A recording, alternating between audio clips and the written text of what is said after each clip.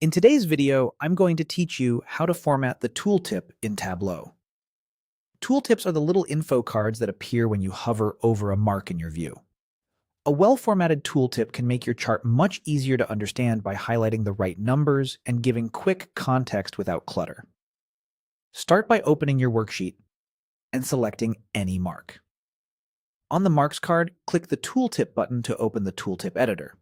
This is where you control what appears when someone hovers. You'll see a text box with the current tooltip content.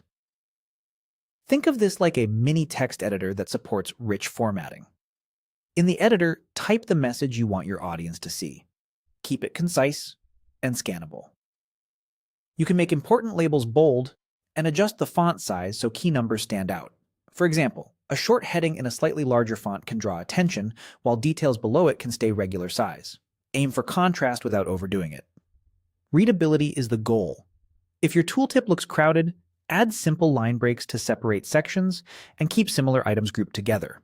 When you're ready to bring your data into the text, click Insert in the editor. This menu lets you drop in dynamic placeholders that update for each mark you hover on. Choose what you want to insert, like field values, measure values, or parameter values. These appear as tokens in the text and will resolve to the right number or label for each data point. A helpful pattern is to write a clear label, then a colon, then insert the field. For instance, category or sales.